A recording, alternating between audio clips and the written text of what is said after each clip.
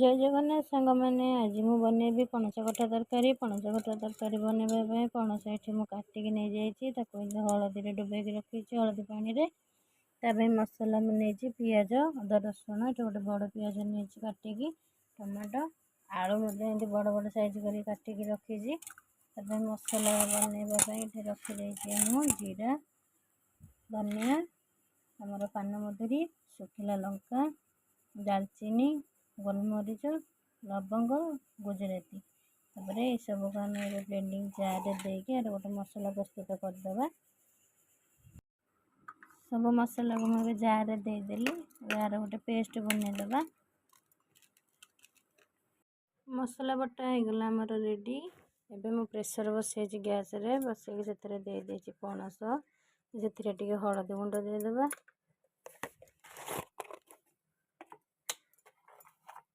टिके लुण देकी ताको दीटा हुइसिल पर्यंत छाड़ीदे। बेसी हुइसिल देबेन दीटा हुइसिल बंद करदेबे।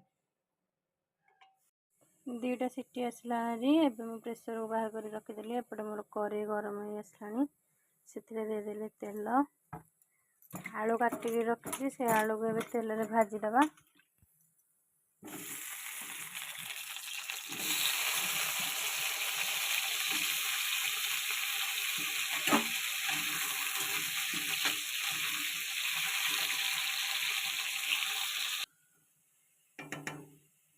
आलू आमर हल्का कलर आसी भाजी गलानी काढ़ीदबा।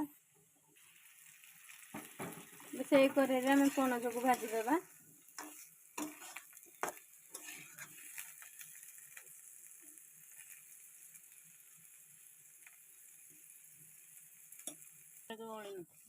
पणस आमर हल्का कलर भाजी आसलानी करदबा साइड। प्रेसर आमर गरम हो गलानी से देदबा तेल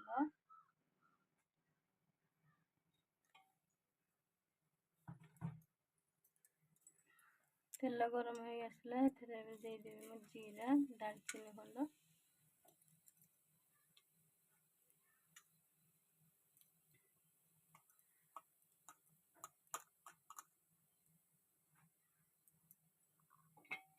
जीरा दालचीनी आमर भाजी आसलानी